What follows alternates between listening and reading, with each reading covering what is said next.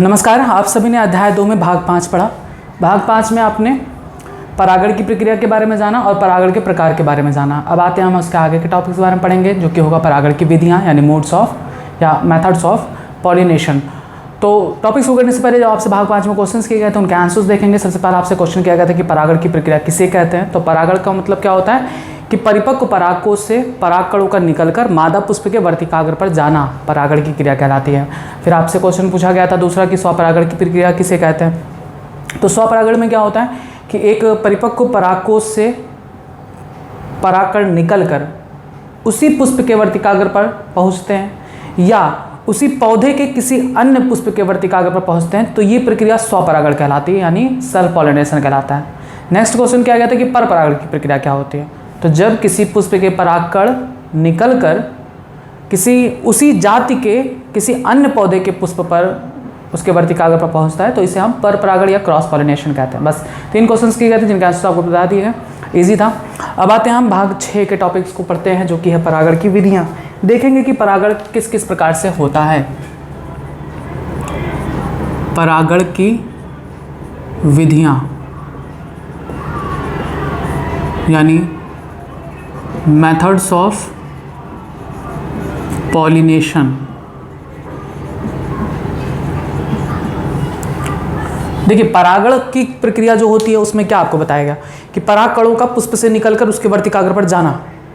तो चूंकि परागकण जो होते हैं पॉलन ग्रेन्स, उनके पास कोई ऐसी संरचना नहीं होती कि वो उड़कर चले जाएं, ठीक है, या कोई जादू नहीं होता उनके साथ कि वो कह दिए कि हमें वर्तिकाग्र पर पहुंचना और वो पहुंच गए चट्टे से। ऐसा कुछ भी नहीं होता। परागकण के पास ना तो कोई पंख होता है, कुछ होते हैं एक्सेप्शनल, आपको बताया जाएगा बाद में, लेकिन मैक्सिमम अधिकतर 100 में से 90% पौधों के जो परागकण होते हैं वो उड़ सकने में सक्षम नहीं होते। उनके पास कोई पर नहीं होता है कि वो उड़कर पहुंच जाए। और अगर पर होता भी है तो भी वो पक्षी की तरह नहीं उड़ पाते हैं, वो हवा के माध्यम से ही जाएंगे, यानी किसी न किसी माध्यम की जरूरत पड़ती है। परागकणों को परागकोश से निकलकर वर्तिकाग्र पर पहुंचने के लिए किसी माध्यम की आवश्यकता होती है।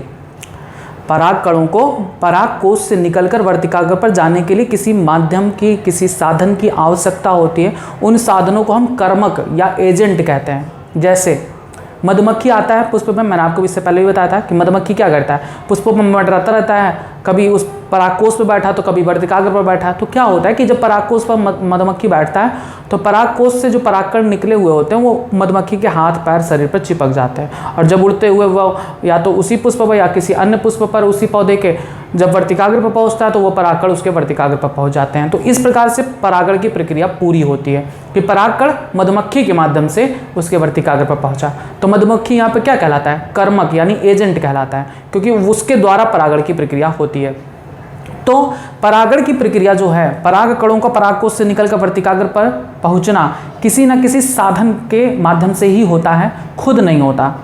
वो साधन कर्मक कहलाते हैं। और इन्हीं साधनों के आधार पर कि कौन से साधन का प्रयोग हुआ है परागण में, परागण की कई सारी विधियां हैं, ठीक है, जिनमें आता है अगर मान लो वायु के द्वारा हुआ यानी हवा के माध्यम से, जब परागकोश से परागकण निकलें, हवा चल रही है, हवा के माध्यम से वो उड़कर किसी अन्य पुष्प के या उसी पुष्प के वर्तिकाग्र पर पहुंच गया तो उसे हम वायु परागण कहते हैं। अगर परागण की प्रक्रिया यानी परागकण हवा के माध्यम से वर्तिकाग्र पर पहुंचते हैं तब उसे हम वायु परागण यानी एयर पॉलिनेशन या एनिमोफिली कहते हैं। अगर जंतुओं के माध्यम से हुआ, कीटों के माध्यम से या किसी पक्षी के माध्यम से या मनुष्य के माध्यम से, जंतु के माध्यम से अगर ऐसा होता है तब उसे हम जंतु परागण कहते हैं यानी जूफिली। और अगर अधिकतर पौधे जो जल में रहने वाले होते हैं उसमें जल के माध्यम से परागण की प्रक्रिया होती है, तब वहाँ पर हम उसे क्या कहते हैं, जल परागण यानी वाटर पॉलिनेशन या हाइड्रोफिली। मतलब आप अपने मन में नोट कर लें इस बात को कि परागकण उड़ नहीं पाते हैं, उन्हें वर्तिकाग्र पर पहुँचने के लिए किसी न किसी साधन की आवश्यकता होती है, चाहे वो वायु के माध्यम से पहुँचे, चाहे पक्षी के माध्यम से पहुँचे या कीट के माध्यम से पहुँचे या जंतु के माध्यम से पहुँचे, तो किसी न किसी माध्यम की आवश्यकता होती है। वो माध्यम, वो साधन कर्मक या एजेंट कहलाता है। तो उन्हीं साधनों के आधार पर परागण कई प्रकार से होता है। यानी हम यहाँ पर ये बात लिख सकते हैं कि पराग कणों को वर्तिकाग्र पर पहुंचने के लिए साधन की आवश्यकता होती है। साधन की आवश्यकता होती है। ये साधन, या ऐसे कह सकते हैं, इन साधनों को कर्मक या एजेंट कहते हैं। ठीक है, जैसे मधुमक्खी है तो मधुमक्खी परागकण को वर्तिकाग्र पर पहुंचाता है, तो वहां पर मधुमक्खी क्या कहलाएगा? एजेंट कहलाएगा। ठीक है, तो साधनों की आवश्यकता होती है जिसे कर्मक कहते हैं, साधनों को कर्मक कहते हैं। ये साधन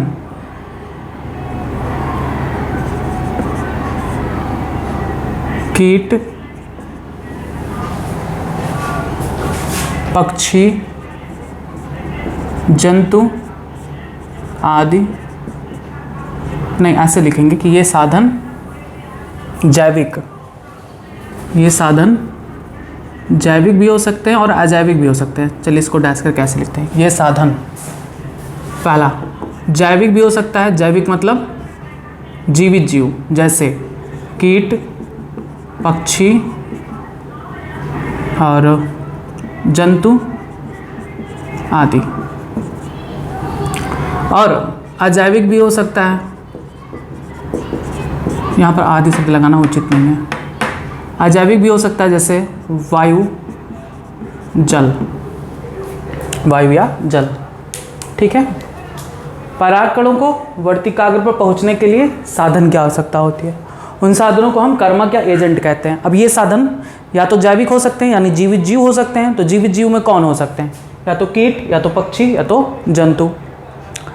या फिर अजैविक हो सकते हैं, एबायोलॉजिकल। एबायोलॉजिकल मतलब जो जीवित जीव नहीं है, जैसे वायु, जल, ये सब एबायोटिक फैक्टर्स कहलाते हैं। ये बायोटिक फैक्टर है और ये एबायोटिक फैक्टर है। तो इस तरह से भी क्वेश्चन पूछा जा सकता है कि बताइए जैविक कारक जो परागण की प्रक्रिया संपन्न करते हैं, तो कीट, पक्षी, जंतु। अजैविक कारक जो परागण की प्रक्रिया संपन्न करते हैं, वायु और जल। तो बायोटिक फैक्टर में जीवित जीव और एबायोटिक फैक्टर में वायु, जल। ठीक है, इन्हीं साधनों के आधार पर, इन्हीं साधनों के आधार पर परागण निम्न प्रकार से होता है। आइए, कितने प्रकार से? मुख्य रूप से 3 प्रकार। पहला वायु परागण, जिसे कहते हैं एयर पॉलिनेशन और एनिमोफिली। एनिमोफिली, देखिए इसको शब्द से लगता है एनिमो, एनिमो मतलब एनिमल, तो सब लोग गलती कर देते हैं। एनिमोफिली मतलब जंतु परागण, नहीं, एनिमोफिली का मतलब होता है वायु परागण। ज़्यादा दिमाग मत लगाइएगा। एनिमो का मतलब आप सोचो कि एनिमो मतलब एनिमल, और एनिमल एनिमोफिली लिखा है यानी कि जंतु द्वारा परागण होता होगा, नहीं। एनिमोफिली याद रखेंगे हमेशा वायु परागण को कहते हैं, जंतु परागण को जूफिली कहते हैं। ठीक है, दूसरी प्रक्रिया आती है जंतु परागण, जिसे हम एनिमल पॉलिनेशन या जूफिली कहते हैं। तीसरा आता है जल परागण या वाटर पॉलिनेशन, या इसे हम कहते हैं हाइड्रोफिली। क्लियर? याद करिए, परागण कितने प्रकार से होता है? 3। वायु परागण, जंतु परागण, जल परागण। अब इसमें कुछ बताना नहीं है, शब्दों में ही सब छिपा है। वायु परागण मतलब वायु के माध्यम से अगर परागकण वर्तिकाग्र पर पहुंचता है तो वो वायु परागण कहलाएगा। जंतुओं के माध्यम से अगर परागकण उसकी वर्तिकाग्र पर पहुंचता है तो जंतु परागण कहलाएगा। जल के माध्यम से अगर परागकण वर्तिकाग्र पर जाता है तो जल परागण कहलाता है। कुछ लिखने की जरूरत नहीं है यहाँ पर, अभी सिर्फ याद करेंगे और बहुत ईजी है, इनके शब्दों में ही इनका मतलब छिपा हुआ है, याद हो गया। बस आप इंग्लिश वर्ड को याद रखेंगे कि यहाँ पर एनिमोफिली मतलब होता है वायु परागण, और जूफिली मतलब होता है जंतु परागण, और हाइड्रोफिली मतलब होता है जल परागण। अब वायु परागण में देखेंगे तो ये तो समझ में आ गया कि वायु परागण जो होता है वो वायु के माध्यम से होता है। वायु के माध्यम से जब हवा का झोंका आता है तो परागकणों को उड़ा ले जाता है और वर्तिकाग्र पर पहुंचाता है। एग्जाम्पल्स देखेंगे कि किन में वायु परागण होता है। मक्का में होता है, गेहूं में होता है, जई में होता है, चीड़ में होता है, आदि में। ठीक है, और अब आते हैं हम जंतु परागण को देखते हैं। जंतु परागण मतलब जंतुओं के द्वारा होने वाला परागण की प्रक्रिया। अब इसमें भी कई प्रकार होते हैं। जंतु कौन कौन से हो सकते हैं? जैसे कीट, पक्षी, घोंघा, चमगादड़। ठीक है, अगर कीट द्वारा होता है तो उसे हम क्या कहते हैं? कीट परागण। इसे इंग्लिश में कहते हैं एंटोमोफिली। अगर पक्षी के द्वारा होता है तो वो कहलाएगा पक्षी परागण, जिसे इंग्लिश में हम क्या कहेंगे? ऑर्निथोफिली। घोंघा के द्वारा होता है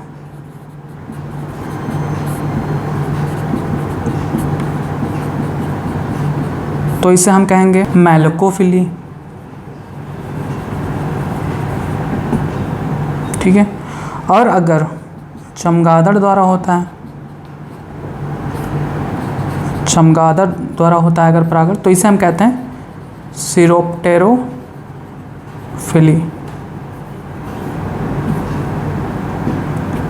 ठीक, पहले आप टर्म्स याद करेंगे, नाम याद करेंगे सभी को। अगर कीट के द्वारा होता है तो उसे हम एंटोमोफिली, पक्षी के द्वारा होता है तो ऑर्निथोफिली, घोंघा द्वारा होता है तो मैलकोफिली, चमगादड़ द्वारा होता है तो इसे सिरोप्टेरोफिली कहते हैं।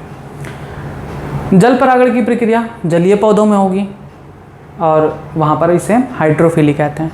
अब जो याद करने वाले कुछ इंपॉर्टेंट टॉपिक्स है वो ये कि हर परागण की प्रक्रिया पर डिपेंड करता है कि परागण किस प्रकार से उस पुष्प में होता है, तो उन पुष्पों में उसके लिए कुछ विशेषताएं पाई जाती हैं। जैसे वायु परागण जिन पुष्पों में होता है उन पुष्पों को हम वायु परागित पुष्प कहते हैं। वायु परागित पुष्प यानी एनिमोफिलस फ्लावर। वायु परागण जिन पुष्पों में होता है, वायु परागण की प्रक्रिया जिन पुष्पों में होती है उन पुष्पों को हम एनिमोफिलस फ्लावर कहते हैं। अब इन पुष्पों में ऐसी विशेषता होती है जो इनमें वायु परागण को सफल बनाती है। जंतु परागण होने वाली जो पुष्प होती हैं, जिनमें जंतु द्वारा परागण की प्रक्रिया होती है, तो उनमें अलग विशेषताएं होती हैं। पुष्प को देखकर आप पहचान लोगे। वे पुष्प जिनमें जल परागण होती है उनमें कुछ अलग परिवर्तन होते हैं। तो हर पुष्पों की अपनी विशेषताएं होती हैं अपने प्रकार के परागण की प्रक्रिया को सफल बनाने के लिए। जैसे अगर उस पुष्प में वायु परागण होना है, जैसे ये सब तय होता है, पौधे अपने आप से ही तय किए रहती हैं कि हम ऐसी पुष्प उत्पन्न करेंगे जिसमें वायु परागण की प्रक्रिया हो। जैसे मक्का में, गेहूं में, जई में, चीड़ में, इन सब में ऐसी अपने आप ही ऐसी प्रक्रिया डेवलप हो गई है कि जब उनके पुष्प उत्पन्न होते हैं तो ये सोच के उत्पन्न होती हैं कि हमारा जो परागकण है वो हवा के माध्यम से ही जाएगा, तो हमें वैसा पुष्प उत्पन्न करना है जो इसको सफल बनाए, वायु परागण को सफल बनाए। तो इनके पुष्पों में क्या विशेषता पाई जाएंगी? इनके पुष्पों में वो विशेषता पाई जाएंगी जो वायु परागण की प्रक्रिया को सफल बनाए। अब क्या क्या पाई जाएंगी? जैसे इनका जो पुष्प होगा, पहली बात तो गंधहीन होगा, इनमें कोई भी गंध या ऑर्डर नहीं होगा, कोई सुगंध वगैरह नहीं बनेगा, क्योंकि सुगंध वगैरह का उत्पन्न होना पुष्पों के लिए कीटों को अपनी तरफ आकर्षित करने के लिए होता है। तो चूंकि उस पुष्प में कीट परागण तो होगा नहीं, वायु परागण ही हो रहा।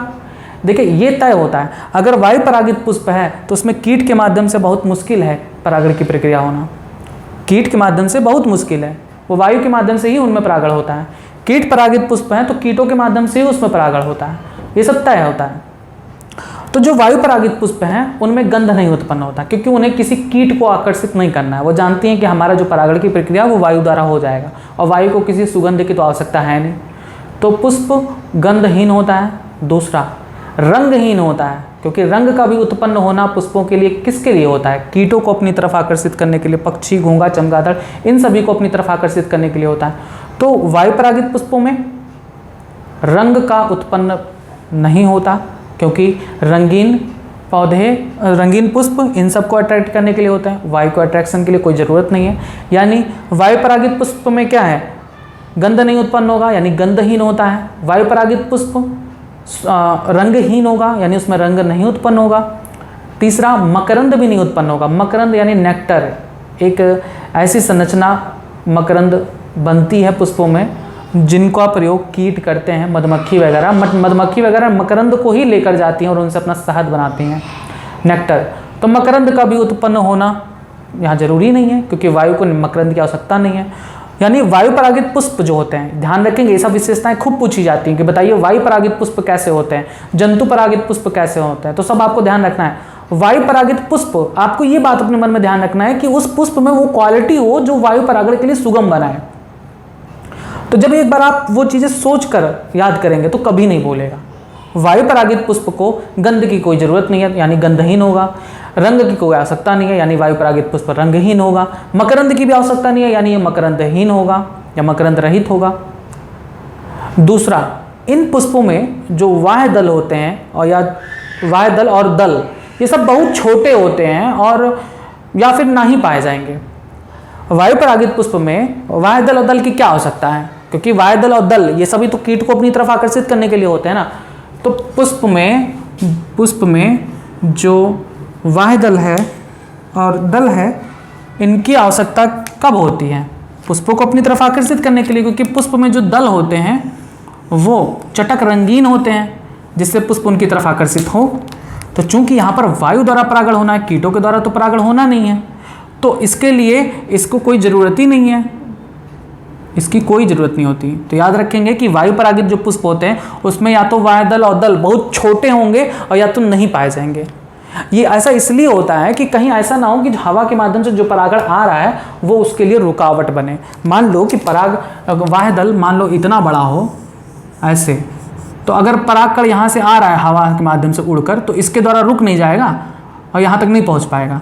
इसीलिए कि परागकण वर्तिकाग्र पर पहुँचने में कोई रुकावट बने, इनमें कोई दल, वाह्य दल नहीं पाए जाते। अगर पाए भी जाएंगे तो बहुत छोटे पाए जाते हैं। क्लियर है बात?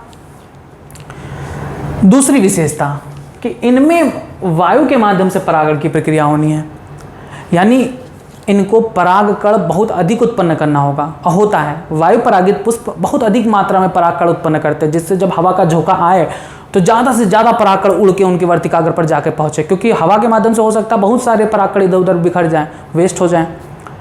तो हवा के माध्यम से जब जाना है तो परागकण अगर अधिक माध्यम में होगा, बहुत ज़्यादा मात्रा में, तो चांस ज़्यादा होता है कि एक दो परागकण तो वर्तिकाग्र पर पहुँच ही जाए।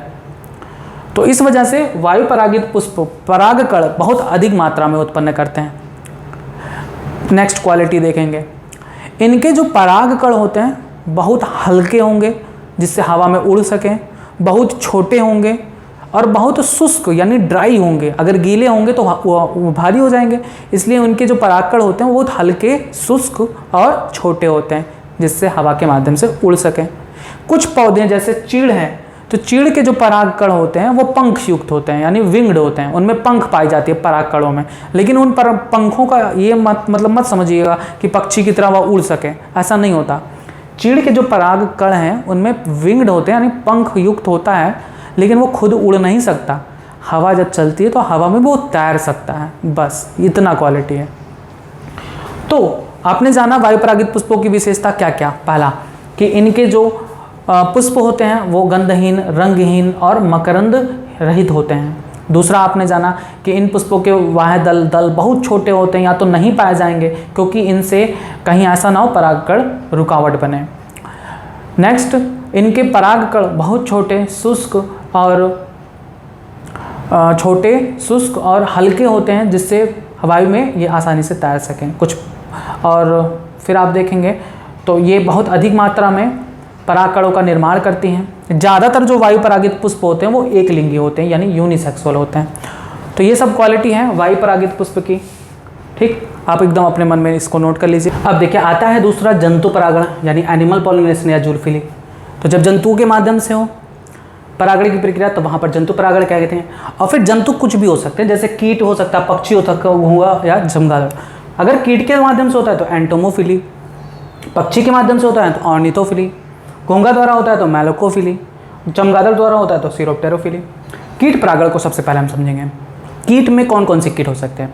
मधुमक्खी सबसे अच्छा पॉलिनेटर माना जाता है। यहाँ पर ये क्वेश्चन पूछा गया, नीट में ही पूछा गया कि बेस्ट पॉलिनेटर एजेंट इज, तो best pollinator agent is bee, यानी मधुमक्खी। यानी सबसे ज़्यादा परागणकारी जो कर्मक है वो है मधुमक्खी। मधुमक्खी हो सकता है, भौरा हो सकता है, भृंग हो सकता है, बर्र हो सकता है। बर्र मतलब हड्डा जो पीले रंग का होता है, जो काट लेता बहुत दर्द होता है, तो है वो हो सकता है बर्र।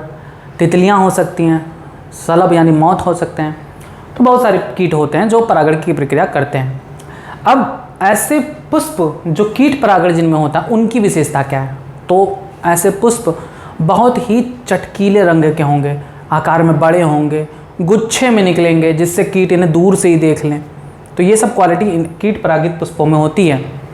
ये सब क्वेश्चन पूछा जाएगा कि कीट परागित पुष्पों की विशेषता बताइए। तो वो चीज़ों अपने मन में ध्यान रखिए कि किस तरह से वो कीट को अपनी तरफ आकर्षित कर लेता है, क्या क्या विशेषताएं उस पुष्प में पाई जाएंगी। तो पुष्प में सुगंध भी उत्पन्न होगा, क्योंकि बहुत सारे कीट सुगंध के माध्यम से अट्रैक्ट होते हैं। रंगीन होगा, बहुत ही चटक रंग का होगा पुष्प, जिससे दूर से ही इन्हें कीट देख सकें। मकरंद भी उत्पन्न होता है, क्योंकि कुछ कीटों जैसे मधुमक्खियों में मकरंद भोजन होता है, वो भोजन मकरंद को लेने कीटों पर पुष्पों पर आती है, जिससे पुष्प का परागण की प्रक्रिया भी हो जाता है। तो यहाँ जो कीट परागित पुष्प है वो रंगीन भी होगा, सुगंधित भी होगा और मकरंद युक्त होता है। दूसरा क्वालिटी, आकार में बड़े होते हैं और ज़्यादातर गुच्छे में निकलते हैं, जिससे कीट इन्हें दूर से देख सकें। यहाँ पर एक बात याद रखेंगे कि जो पुष्प होते हैं काफ़ी चटकीले रंग के होते हैं, उनके जो दल होते हैं काफ़ी चटकीले रंग के होते हैं, सुगंधित होते हैं। कुछ ऐसे भी पुष्प हैं जो बदबू बहुत देती हैं। तो हालांकि जो आसपास आपके पुष्प मिलेंगे रंगीन वो बदबू नहीं देते हैं। और कुछ पुष्प ऐसे हैं जिनको आपको ध्यान रखना है। एक पुष्प है रेफ्लेशिया, ये बहुत इम्पॉर्टेंट है, क्योंकि इस पूरे पादप जगत में सबसे बड़ा पुष्प अगर किसी का है तो वो रेफ्लेशिया का होता है। ये क्वेश्चन पूछा जा सकता है कि बताइए सबसे बड़ा पुष्प कौन से पौधे का है, तो वो है रेफ्लेशिया। रेफ्लेशिया का जो पुष्प है वो हम आकार से बता सकते हैं, इतना बड़ा होता है। कभी देखा इतना बड़ा पुष्प? तो इतना बड़ा रेफ्लेशिया का एक पुष्प होता है, जंगलों में पाया जाता है, यहाँ सब नहीं पाया जाएगा। रेफ्लेशिया का जो पुष्प होता है वो उससे सड़े मांस की बदबू आती है। यानी अगर आप उसके पास चले जाओ तो ऐसा लगेगा कोई मृत शरीर पड़ा हुआ है और बदबू दे रहा है। तो ऐसा क्यों करते हैं? वो पुष्प जानबूझ के ऐसे बदबू उत्पन्न करते हैं, क्योंकि वे अन्य कीटों को नहीं, वो स्वभोजी मक्खियों को अपनी तरफ अट्रैक्ट करते हैं। ऐसी मक्खियाँ जो शवों को खाती हैं स्वभोजी मक्खियाँ कहलाती हैं। तो वो रेफ्लेशिया जानबूझकर इतना बदबू फैलाती हैं जिससे दूर से ही उनके पास मक्खियाँ अट्रैक्ट हो जाएं, और मक्खियाँ आती हैं, उनका परागण की प्रक्रिया संपन्न हो जाता है। तो कीट परागित पुष्पों में आपने देखा विशेषता बहुत सारी हैं। इनके जो परागकण होते हैं वो चिपचिपे होते हैं, जिससे जब कीट इन पर मंडराएं तो उन पर वो चिपक जाते हैं, और उनके जो वर्तिकाग्र होता है वो भी चिपचिपा होता है, जिससे कि वो परागकण उस पर भी चिपक जाए। तो ये सब विशेषताएं हैं जंतु परागित पुष्पों की। अब आते हैं जल परागण को देखते हैं। सबसे पहले ये जानेंगे कि जल परागण किस में होता है? जलीय पौधों में। जब अगर परागण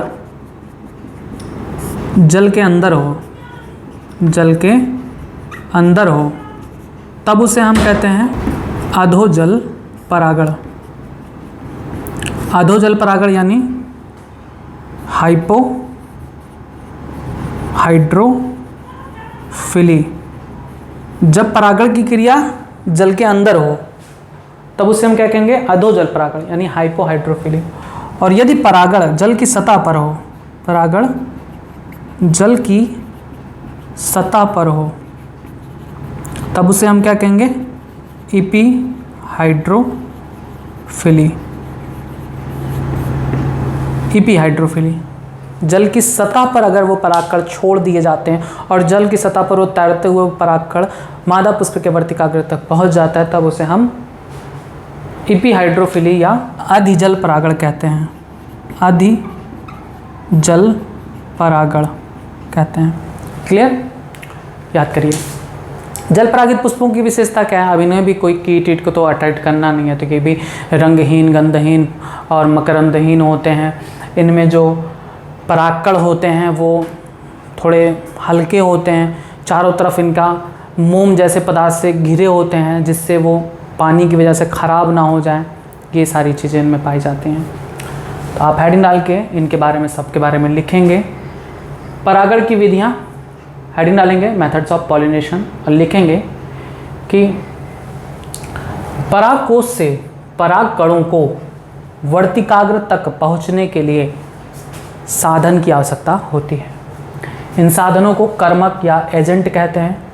ये साधन जैविक जैसे कीट, पक्षी, जंतु तथा अजैविक जैसे वायु या जल हो सकता है।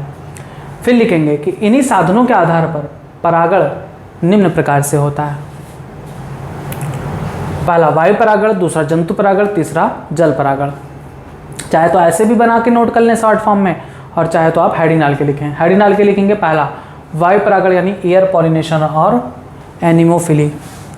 इसमें लिखेंगे कि जब परागण की क्रिया वायु के माध्यम से होती है तब उसे हम वायु परागण कहते हैं, जैसे मक्का, गेहूँ, जई, चीड़ आदि में। आगे लिखेंगे कि इन पुष्पों में वायु परागण को सुगम बनाने के लिए कुछ विशेषताएं पाई जाती हैं, जो निम्न हैं। पहला लिखेंगे कि ये पुष्प रंगहीन, गंधहीन व मकरंदहीन तथा आकार में छोटे होते हैं। दूसरा लिखेंगे कि इन पुष्पों के दल आकार में बहुत छोटे होते हैं या अनुपस्थित होते हैं, जिससे परागकण बिना अवरोध के वर्तिकाग्र पर पहुंच सके।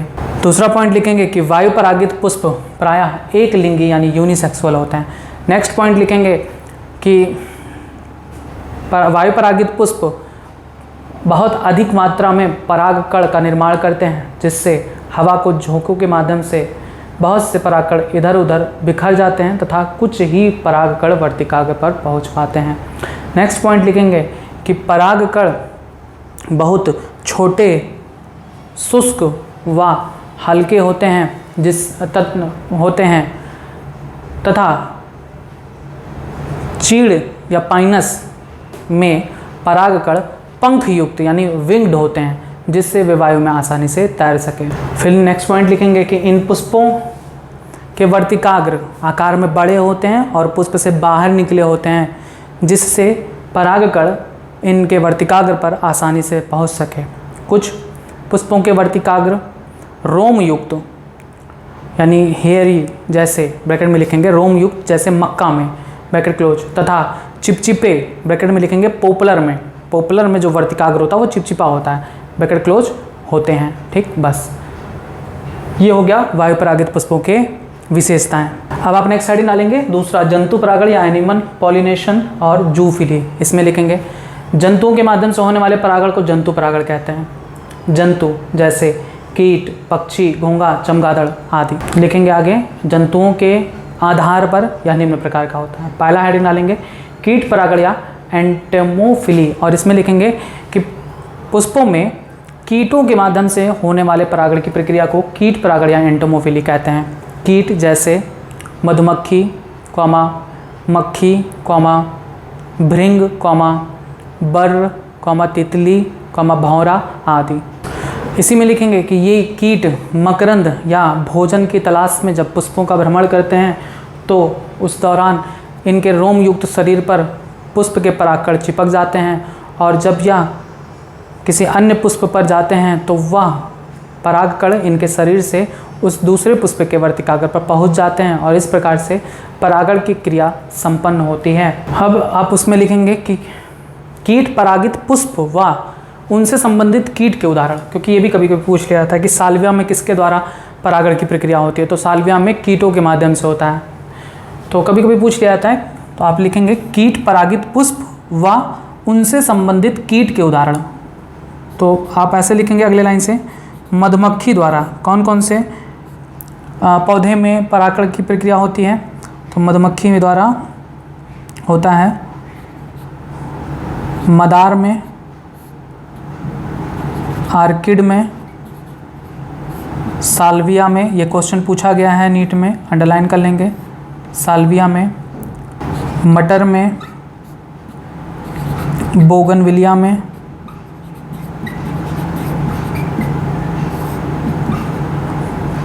लार्कस्पर आदि में।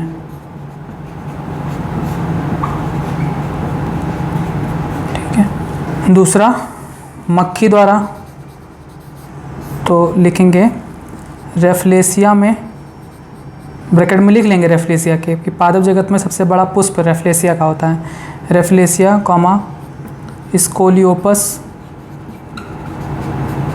आदि में। नेक्स्ट तितली द्वारा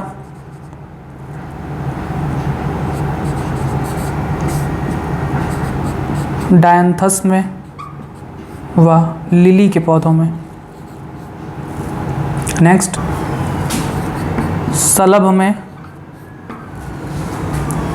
तंबाकू, यानी सलभ द्वारा तंबाकू, धतूरा आदि पौधों के पुष्पों में इसके माध्यम से परागण की प्रक्रिया होती है। अब आप अगले लाइन से लिखेंगे कि कीटों को अपनी ओर आकर्षित करने के लिए इन पुष्पों में कुछ विशेषताएं पाई जाती हैं। डैश करके पहला पॉइंट लिखेंगे कि ये पुष्प आकार में बड़े होते हैं और यदि छोटे होते हैं तो आकर्षक गुच्छों में होते हैं, जिससे कीट इन्हें दूर से देख सकें। दूसरा पॉइंट लिखेंगे कि कीटों को अपनी ओर आकर्षित करने के लिए इनके दल बड़े व चटकीले रंग के होते हैं। नेक्स्ट पॉइंट लिखेंगे कुछ पुष्पों में सुगंध कीटों को अपनी ओर आकर्षित करने के लिए उत्पन्न होती हैं, जबकि कुछ पुष्प जैसे रेफ्लेशिया में सड़े मांस की बदबू आती है, जो स्वभोजी मक्खियों को अपनी तरफ आकर्षित करने के लिए उत्पन्न होती है। नेक्स्ट पॉइंट लिखेंगे कि कीट परागित पुष्पों में मकरंद यानी नेक्टर उत्पन्न होता है और मकरंद विशेषकर मधुमक्खियों के लिए भोजन स्रोत होता है। आगे लिखेंगे जब मधुमक्खियाँ मकरंद को ग्रहण करने के लिए उन पुष्पों का भ्रमण करती हैं तो उस दौरान उनके शरीर पर परागकण चिपक जाते हैं और जब वे उड़कर किसी अन्य पुष्प पर जाते हैं तो उससे उनके शरीर से परागकण उस दूसरे पुष्प के वर्तिकाग्र पर पहुंच जाता है और इस प्रकार से परागण की प्रक्रिया संपन्न हो जाती है। फिर आप लिखेंगे अगले लाइन से कि कुछ पुष्पों के परागकण चिपचिपे व कुछ के शल्यमय, शल्यमय मतलब उस स्पाइनी मतलब कि उस पर छोटे छोटे स्पाइन्स बने हो, मतलब वो उसको हार्म ना पहुंचाए लेकिन थोड़े थोड़े स्पाइन्स जैसी संरचना निकली होती है। तो लिखेंगे कुछ पुष्पों के परागकण चिपचिपे व कुछ के शल्यमय यानी स्पाइनी होते हैं, जिससे ये कीट के शरीर पर आसानी से चिपक सकें। लास्ट पॉइंट लिखेंगे कि कुछ पुष्पों के वर्तिकाग्र भी चिपचिपे होते हैं, जिससे परागकण इन पर आसानी से चिपक सकें। अब आप हेडिंग डालेंगे पक्षी परागण या ऑर्निथोफिली, और इसमें लिखेंगे पक्षियों द्वारा होने वाले परागण प्रक्रिया को पक्षी परागण या ऑर्निथोफिली कहते हैं। इसमें लिखेंगे कि ये पुष्प रंगीन, गंधहीन व मकरंद युक्त होते हैं। पक्षियों के एक पुष्प से दूसरे पुष्प पर भ्रमण के दौरान इनका परागण प्रक्रिया हो जाता है। जैसे कभी कभी क्या मैक्सिमम पूछा गया है बिग्नोनिया के बारे में कि बिग्नोनिया में परागण किस पक्षी के द्वारा होता है, तो लिखेंगे जैसे बिग्नोनिया में गुंजन करने वाली चिड़िया, गुंजन करने वाली चिड़िया जिसे हमिंग बर्ड कहते हैं। देखें ना, सबसे छोटी चिड़िया का नाम क्या है? Humming bird. सबसे छोटी चिड़िया का नाम हमिंग बर्ड ही है। बहुत छोटी होती है, इतनी छोटी, और भी छोटी होती है। तो सबसे छोटी चिड़िया का नाम भी आपको पता चल गया। और दूसरा, बिग्नोनिया में किसके माध्यम से परागण की प्रक्रिया होती है, तो गुंजन करने वाली चिड़िया हमिंग बर्ड द्वारा। दूसरा एग्जाम्पल, स्ट्रेलिड्स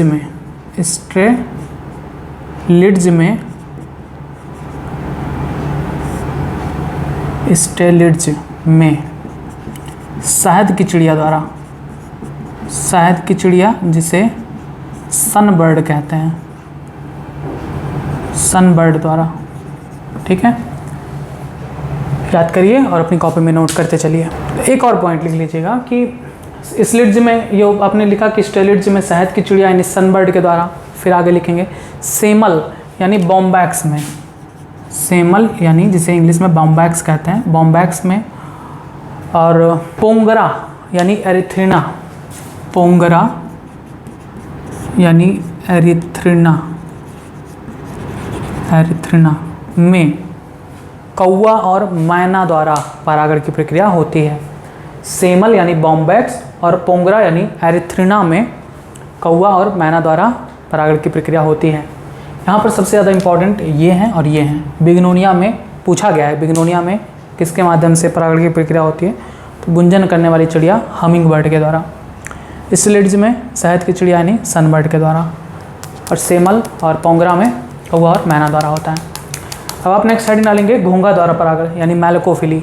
लिखेंगे कुछ पौधों में घोंघों द्वारा परागण होता है, जैसे सूरन कुल के पौधों में, सूरन, चूरन मत लिख दीजिएगा, सूरन है, सूरन कुल के पौधों जैसे जिमीकंद में, जिमीकंद को भी सूरन कहते हैं ना, खाए होंगे उसकी सब्जी, तो सूरन कुल के पौधे जैसे जिमीकंद में। नेक्स्ट आप हेडिंग डालेंगे चमगादड़ द्वारा परागण यानी सिरप्टोफिली। लिखेंगे कि ये पुष्प आकार में बड़े, रंगीन और गंधहीन होते हैं, सॉरी गंधयुक्त होते हैं।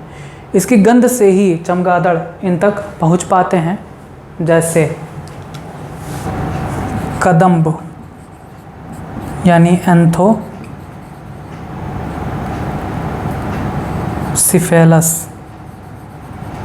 आदि में। बस ये हो गया संपूर्ण जंतु परागण के बारे में। अब आप हेडिंग डालेंगे जल परागण तीसरा यानी वाटर पॉलिनेशन और हाइड्रोफिली। और इसमें लिखेंगे पुष्पों में जल द्वारा होने वाले परागण को जल परागण कहते हैं। यदि परागण की क्रिया जल के अंदर होती है तो इसे अधोजल परागण यानी हाइपोहाइड्रोफिली कहते हैं। और यदि परागण की प्रक्रिया जल की सतह पर होती है तब इसे हम अधिजल परागण यानी इपीहाइड्रोफिली कहते हैं। फिर आप लिखेंगे जल परागित पुष्पों की विशेषता। एक एग्जाम्पल भी लिख लीजिएगा कि जल परागण किस में होता है, तो इसमें लिखेंगे वेलिस्नेरिया और हाइड्रा जैसे पौधों में, वेलिस्नेरिया व हाइड्रिला जैसे पौधों में जल परागण की प्रक्रिया होती है। लिखेंगे जल परागित पुष्पों की विशेषता।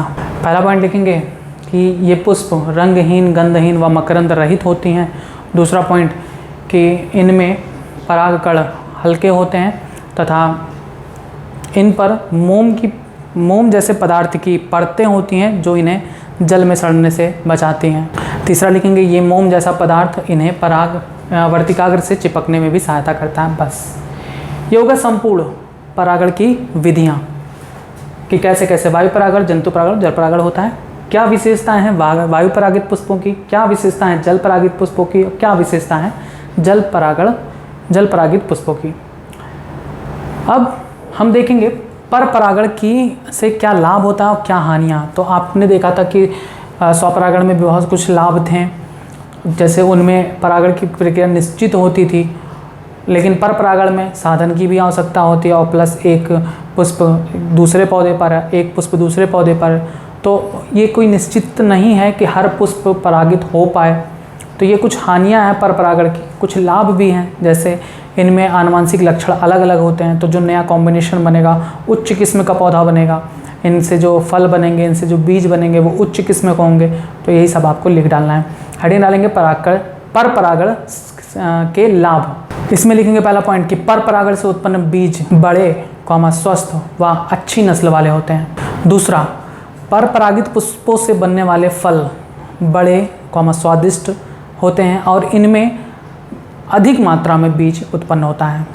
तीसरा, पर परागण द्वारा रोग प्रतिरोधक तथा उच्च उत्पादकता वाली किस्में विकसित की जा सकती हैं। नेक्स्ट, पर परागण द्वारा नई नई किस्मों को तैयार किया जा सकता है, जिससे उनमें नए गुणों का समावेश किया जा सकता है। लास्ट पॉइंट लिखेंगे कि इस विधि द्वारा, पर परागण द्वारा पौधों के हानिकारक गुणों को अलग किया जा सकता है या पृथक किया जा सकता है। हानिकारक गुण हैं तो उनको हम जनन करने से रोक दें, तो इससे उस जाति में उस हानिकारक गुण को आगे पीढ़ी में बढ़ने से रोका जा सकता है। अब नेक्स्ट हेडिंग डालेंगे पर परागण से हानियाँ। इसमें पहला पॉइंट लिखेंगे कि पर परागण द्वारा परागण की क्रिया अनिश्चित होती है, क्योंकि यह बाह्य साधनों जैसे जल, वायु, जंतु आदि पर निर्भर करते हैं और समय पर परागण की क्रिया ना होने पर वह पुष्प परागित होने से वंचित रह जाती है और सूख जाती है। दूसरा, कीटों को अपनी ओर आकर्षित करने के लिए इन पुष्पों में सुगंध, चटकीले रंग, मकरंद उत्पन्न करना होता है, जिससे अधिक पदार्थ का अपव्यय होता है और अधिक ऊर्जा का ह्रास होता है। बस इतनी क्वालिटीज़ थे पर परागण के और ये प्रकार थे विधियाँ। अब इसके बाद आता है मनुष्य द्वारा पर परागण की क्रिया कैसे कराई जाती है। यानी मनुष्य किसी पुष्प को चाह ले तो वह उसी जाति के अन्य पुष्प से या अन्य जाति से उसका संकरण करा सकता है। अब हम वही पढ़ेंगे कि कृत्रिम परागण यानी आर्टिफिशियल पॉलिनेशन की प्रक्रिया कैसे कराई जाती है। तो आइए पढ़ते हैं कृत्रिम परागण के बारे में, यानी आर्टिफिशियल पॉलिनेशन।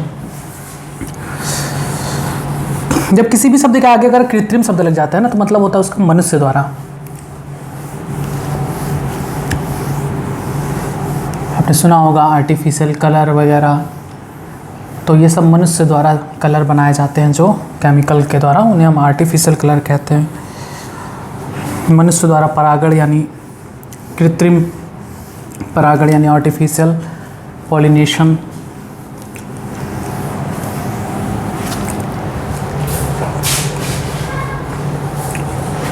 नेक्स्ट टॉपिक है आपका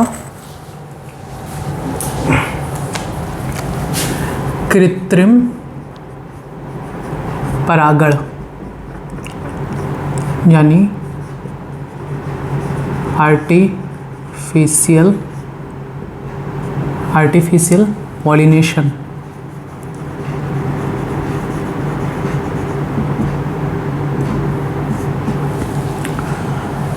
तो मनुष्य द्वारा वांछित परागकण को वांछित पुष्प के वर्तिकाग्र पर पहुंचाने की प्रक्रिया कृत्रिम परागण कहलाती है। अब यहाँ पर जो शब्द आता है ना वांछित, इसका मतलब समझिएगा। हम चाहते हैं कि वैसे तो कृत्रिम परागण का प्रयोग उच्च किस्म के पौधों को बनाने में ही किया जाता है। हम चाहते हैं कि मान लो दो पौधे हैं मटर के, एक लंबे पुष्प का और एक बौने पुष्प का है। तो हमारी इच्छा है कि हम लंबे पुष्प के जो परागकण है उसको बौने पुष्प के वर्तिकाग्र पर पहुंचा दें। तो हमारी इच्छा यानी वांछित पुष्प क्या हुआ, लंबा पौधा। तो वांछित पुष्प के परागकण को वांछित पुष्प के यानी बौने पर हम चाह रहे हैं तो वो भी वांछित पुष्प हुआ, पौधा हुआ।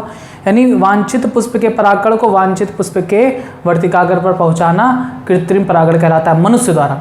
ठीक है, मनुष्य द्वारा वांछित परागकण को वांछित पुष्प के वर्तिकाग्र पर पहुंचाने की प्रक्रिया कृत्रिम परागण कहलाती है।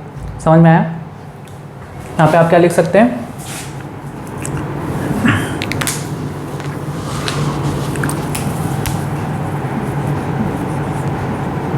मनुष्य द्वारा वांछित पुष्प के परागकण को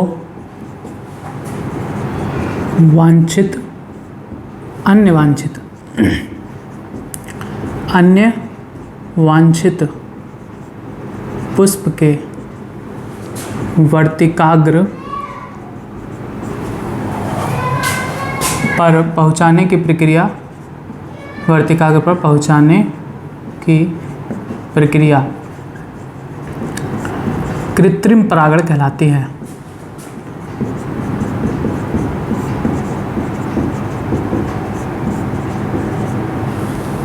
अब कृत्रिम परागण कैसे कराया जाता है?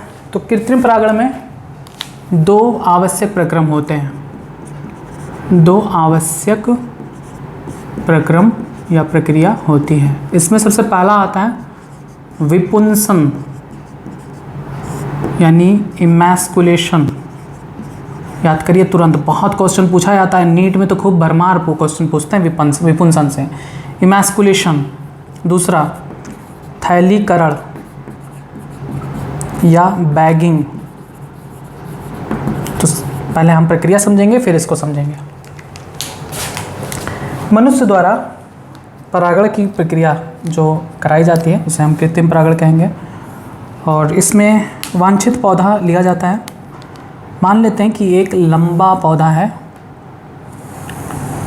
मटर का, ठीक है, इसकी ये शाखाएं हैं,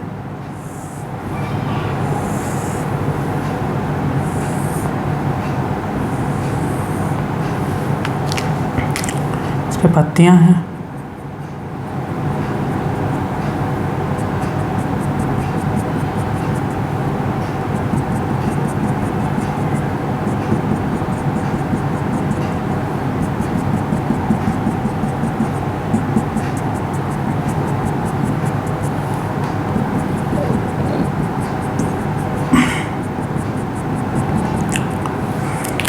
और इस पे निकला है एक पुष्प।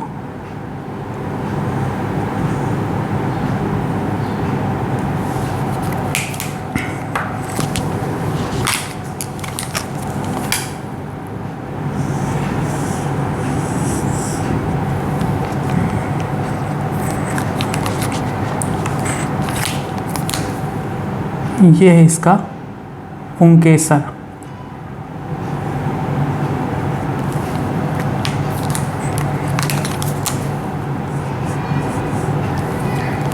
ठीक है,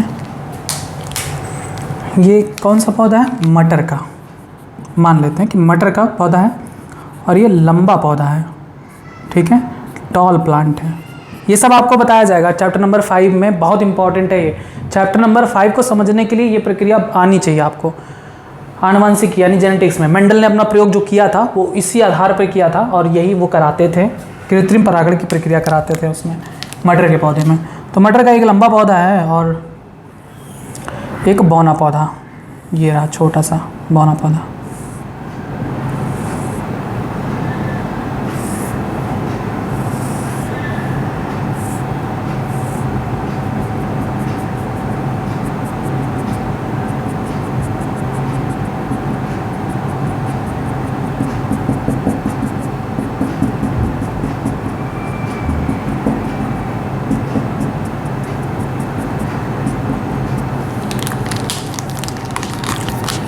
और इसका ये पुष्प।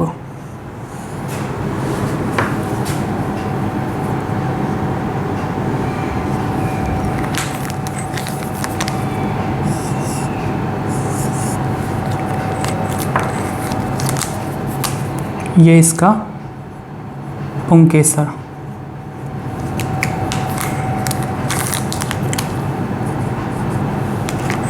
ये कौन सा पौधा है? मटर का है और बौना पौधा है, यानी डॉर्फ प्लांट है। ठीक है, हम चाहते हैं कि मेंडल ने यही किया था। मेंडल ने मटर के पौधे पर किस प्रकार प्रयोग किया था? ऐसे कृत्रिम परागण उन्होंने कराया था। हम लोग भी चाहें तो करा सकते हैं। एक मटर का लंबा पौधा है, एक मटर का बौना पौधा है। तो कृत्रिम परागण की प्रक्रिया में हम चाहते हैं कि इसका परागकण इसकी वर्तिकाग्र पर आए। यही प्रक्रिया कहलाती है कृत्रिम परागण, यानी वांछित पौधे के पुष्प के परागकण को किसी अन्य वांछित पौधे के पुष्प के वर्तिकाग्र पर पहुंचाने की प्रक्रिया कृत्रिम परागण कहलाती है। तो इसमें हम दो प्रक्रिया अपनाते हैं, एक विपुंसन और दूसरा थैलीकरण।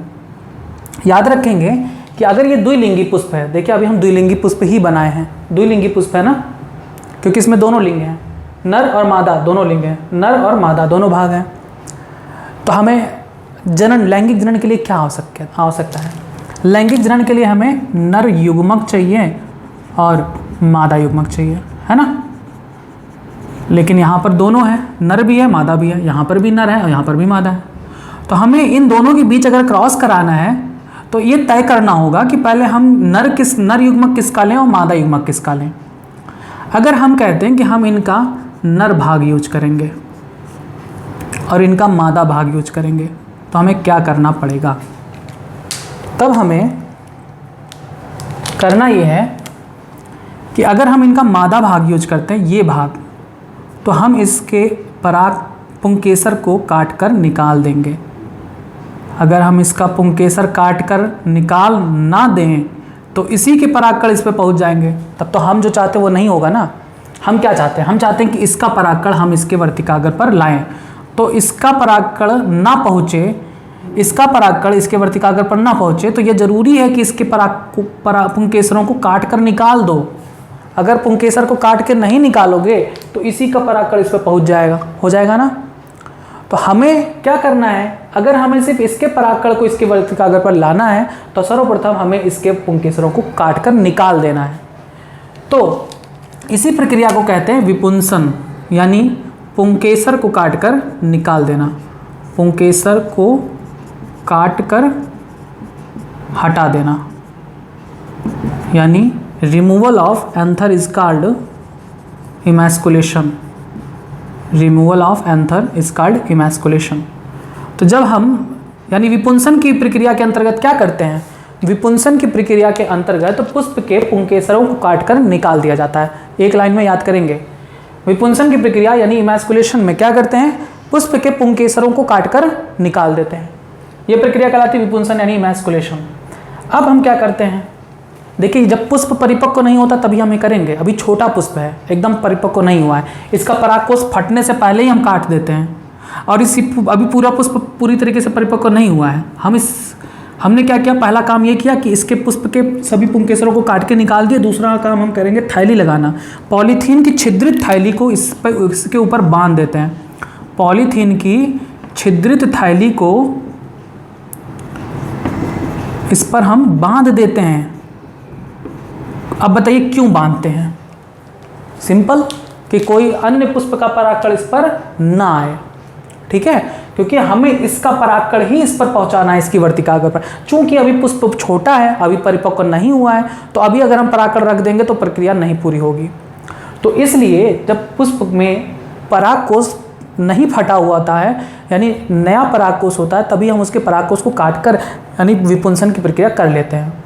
और हम इंतजार करेंगे कि जब पुष्प परिपक्व होगा तब हम उस पर परागकण डालेंगे। लेकिन उससे पहले हम इसके वर्तिकाग्र को भी तो कवर करना पड़ेगा, कैसा ना हो कि हमारे से पहले कोई और परागकण इस पर आ जाए। तो इसके लिए हम इस पर पॉलीथीन की छिद्रित थैली, ऐसी थैली जिस पे छोटे छोटे महीन छेद हों, इतने महीन छेद हों कि सिर्फ उससे वायु ही आर पार आ जा सके, परागकण ना घुस पाए, तो उस थैली से हम इसको बांध देते हैं। ठीक, अब जब पुष्प परिपक्व हो जाता है, बड़ा हो जाता है, पूर्ण रूप से परिपक्व हो जाता है, तब हम क्या करते हैं कि इस थैली को हटाते हैं। देखिए, थैली को बांधना क्या कहलाता है? थैलीकरण या बैगिंग। और जब परिपक्व हो जाता है पुष्प तो इस थैली को हम हटा देते हैं और इसके परागकण को चिमटी के माध्यम से निकाल कर इसके वर्तिकाग्र पर लाकर रख देते हैं। तो देखिए, इसका नर युग्मक यूज हो गया और इसका ये मादा युग्मक यूज हो गया। अब इससे जो बीज उत्पन्न होगा, मतलब इस फल में निषेचन की प्रक्रिया होगी। निषेचन के बाद ये जो पुष्प का अंडाशय भाग है वो फल में परिवर्तित होगा, उसके अंदर जो बीजांड है वो बीज में परिवर्तित होगा। उस फल से हम उसके बीज को निकालेंगे, उसको हम रोपित करेंगे, ज़मीन में गाड़ देंगे, जिससे नया पौधा उगेगा। अब हम उसका विश्लेषण करेंगे, अध्ययन करेंगे कि आखिर हमने लंबे और बौने पौधे से क्रॉस कराया है तो उससे कौन सा पौधा विकसित होता है। तो ये सब चीज़ें आपको चैप्टर नंबर 5 में बताई जाएंगी। अब इसी पर आपको तरीका पढ़ना है कि किस प्रकार से हम वांछित पुष्प के परागकण को किसी अन्य वांछित पुष्प के वर्तिकाग्र पर पहुँचाते हैं। इसी प्रक्रिया को हम कृत्रिम परागण कहते हैं। इसके दो पार्ट होते हैं, विपुंसन और थैलीकरण। विपुंसन के अंतर्गत हम अपरिपक्व पुष्प के पुंकेसरों को काट कर हटा देते हैं, जिससे उसके परागकण उसके वर्तिकाग्र पर ना आ पाए। फिर हम उस अन्य पुष्प के वर्तिकाग्र ना आ पाए, इसलिए उसको हम थैली से बांध देते हैं। इसे हम थैलीकरण या बैगिंग कहते हैं। थैली छिद्रित होती है जिससे सिर्फ वायु ही आर पार आ जा सके, परागकण उसके अंदर ना जा सके। फिर जब पुष्प परिपक्व हो जाता है तब उस थैली को हटा देते हैं और वांछित पुष्प के परागकण को लाकर चिमटी के माध्यम से वर्तिकाग्र पर रख देते हैं। इस प्रकार से परागण की प्रक्रिया संपन्न हो जाती है।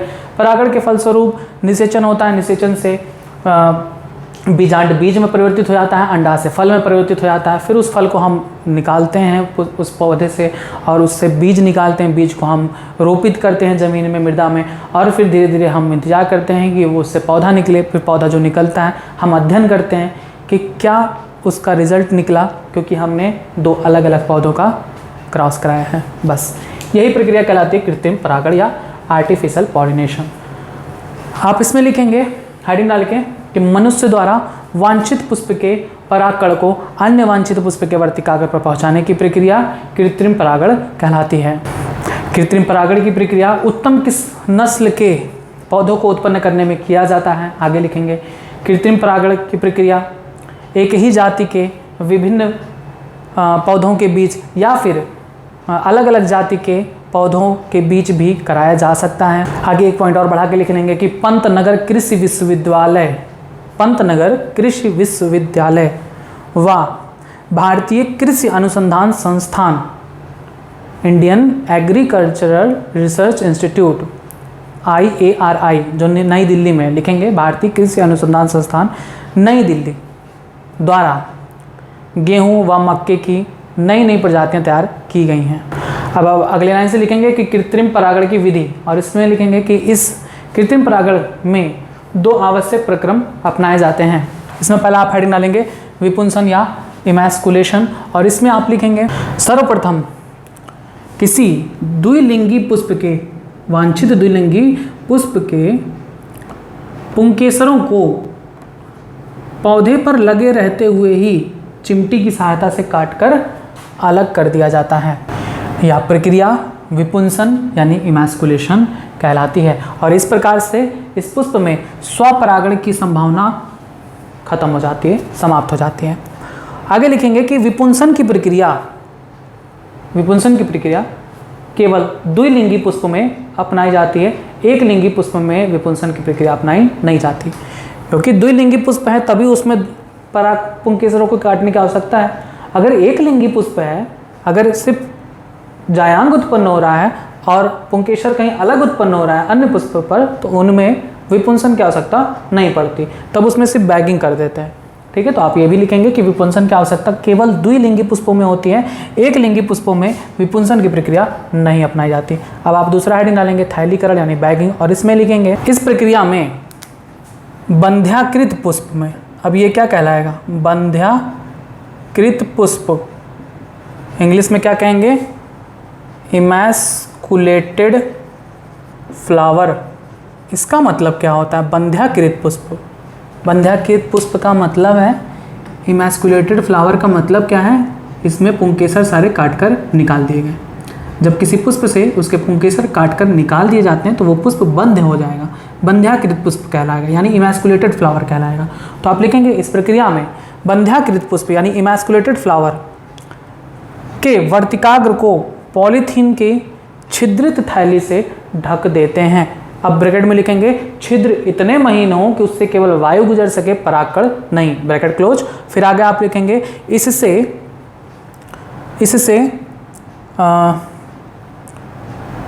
अन्य पुष्प के परागकण इस वर्तिकाग्र पर नहीं पहुंच पाते हैं। फिर आगे लिखेंगे कि पुष्प के परिपक्व हो जाने के बाद इसके पॉलीथीन की थैली को हटाकर वांछित पुष्प के परागकण को इस पर छिड़का जाता है, और फिर पुनः इसे पॉलीथीन की छिद्रित थैली से ढक दिया जाता है। और थोड़े समय बाद जब पुष्प से फल तैयार हो जाता है तो उस फल के बीज को निकालकर अनुकूल मौसम में उगाकर इससे विकसित पौधे का अध्ययन किया जाता है। ठीक है, बस ये संपूर्ण प्रक्रिया कहलाती है कृत्रिम परागण या आर्टिफिशियल पॉलिनेशन। यहाँ तक आपका हो गया परागण की प्रक्रिया, भाग 6 तक खत्म। अब भाग 7 में आता है पराग स्त्रीकेसर संकर्षण यानी पॉलन पिस्टिल इंटरैक्शन, जिसका आप लोगों को बेसब्री से इंतजार है। कुछ बच्चों के कमेंट भी आए थे इस टॉपिक को लेकर, तो परेशान मत होइए, नेक्स्ट टॉपिक में आपको जल्दी बताया जाएगा। तब तक आप कुछ क्वेश्चंस के जवाब दे दीजिए।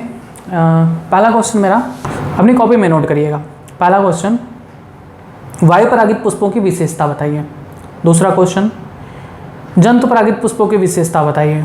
और नेक्स्ट क्वेश्चन, साल्विया में किसके माध्यम से परागण की प्रक्रिया पूरी होती है। नेक्स्ट, पादप जगत में सबसे बड़ा पुष्प किस पौधे का होता है और उनमें परागण की प्रक्रिया किसके माध्यम से होती है। नेक्स्ट क्वेश्चन, बिग्नोनिया में किसके माध्यम से परागण की प्रक्रिया होती है। नेक्स्ट, स्टेलिड्स में किस के माध्यम से परागण की प्रक्रिया पूरी होती है। नेक्स्ट क्वेश्चन, विपुंसन यानी इमैस्कुलेशन की प्रक्रिया में क्या किया जाता है। नेक्स्ट, थैलीकरण प्रक्रिया में क्या किया जाता है। बस इतने क्वेश्चन हैं जिनके आंसर आप अपनी कॉपी में लिखें और थोड़ा बहुत कमेंट में भी कर दिया करिए इसका आंसर, जिससे हमें पता चलता रहे कि आपको आता है, आप पढ़ रहे हैं, आपके नाम वगैरह सब कुछ पता चलता रहता है। मैं सबके कमेंट्स देखता हूँ, लाइक भी करता हूँ, रिप्लाई नहीं देता क्योंकि सभी की रिप्लाई देना पॉसिबल नहीं है, तो लाइक कर देता हूँ और नाम भी मुझे याद रहते हैं कि कौन रेगुलर कमेंट दे रहा है, कौन आंसर दे रहा है, कौन अच्छे से पढ़ रहा है। तो आप लोग कमेंट दिया करिए, वीडियो को लाइक किया करिए और शेयर भी कर दिया करिए, अपने आसपास के जो भी फ्रेंड्स हैं उनको शेयर किया करिए, जिससे उन तक भी वीडियो पहुँचे। बस बाकी टॉपिक्स के लिए आप जुड़े रहें बायोलॉजी हिंदी चैनल के साथ। धन्यवाद।